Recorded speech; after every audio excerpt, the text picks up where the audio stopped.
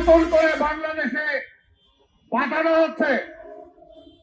ভারতে যে সমস্ত রোহিঙ্গা ছিল সেই ভারতের রোহিঙ্গাদের বাংলাদেশে পাঠিয়ে দিচ্ছে। কোনো প্রতিবাদ নাই, কোনো প্রতিবাদ নাই। আজকে আমাদের স্বাধীনতা সার্বভৌমত্বের বিরুদ্ধে পরিষ্কার ভাবে হুমকি দিচ্ছে। আমাদের পার্বত্য চট্টগ্রামকে নিয়ে দীর্ঘদিন ধরে যে ষড়যন্ত্র, এই ষড়যন্ত্রের বিরুদ্ধে আবার আমরা নতুন করে দেখতে পাচ্ছি। সেটার বিরুদ্ধে এই সরকার তেমন কোনো ভূমিকা নিতে পারে নাই।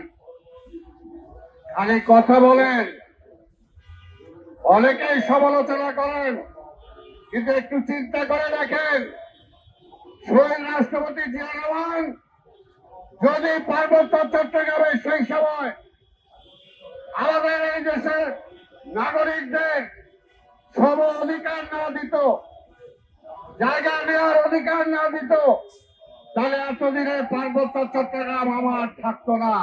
তাই বলতে চাই, দেশের মধ্যে দেশ হয় না, দেশের মধ্যে দেশ হয় না। দেশ একটাই বাংলাদেশ। বাংলাদেশের প্রতিটি নাগরিকের পাহাড়িদের যে অধিকার আছে, আমারও অধিকার আছে। পাহাড়িদের ঢাকা শহরে ফ্ল্যাট কেনার অধিকার থাকলে, জায়গা কেনার অধিকার থাকলে, আমারও বাংলাদেশের যে কোনো জায়গায় জায়গা কেনার অধিকার থাকবে। এটাই হলো আমার সিভিল রাইট।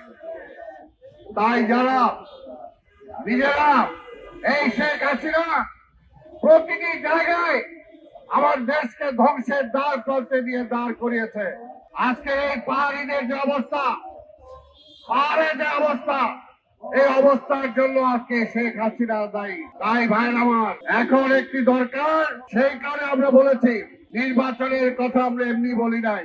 নির্বাচনের একটা নির্বাচিত সরকার থাকলে তাহলে যতটুকু জোর করে এই আধিপত্যবাদের বিরুদ্ধে কথা বলতে পারবে, মুর্শিদের বিরুদ্ধে কথা বলতে পারবে, আবার পানির জন্য কথা বলতে পারবে, রোহিঙ্গাদের ব্যাপারে কথা বলতে পারবে, এবং যারা আবার স্বাধীনতার সার্বভৌমত্বের উপরে হুমকি দেয় তাদের বিরুদ্ধে কথা বলতে পারবে, সেই সরকার দরকার। আজকে নতুন করে আরেকটা ফর্মুলা আনছেন ওরা, পিআর না টিআর না জিআর। আবার এটা একটা দল বলে যদি আপনার না জায়গা থাকেন আপনারা ক্লাস নেবেন। আপনার ক্লাস নেওয়া দরকার নাই, আপনার ক্লাস আপনি দলকে দেন। দেশবাসীকে ক্লাস নেওয়া পড়ে না, ওই পিয়ারে যাওয়া দরকার নাই। আমরা বুঝি পিয়ার হলে মানুষের ভোটের অধিকার খর্ব হবে, মানুষ তার প্রতিনিধি নির্বাচিত করে সংসদে পাঠাতে পারবে না, নতুন করে স্বৈরাচারের জন্ম হবে, সেটা আমরা চাই না।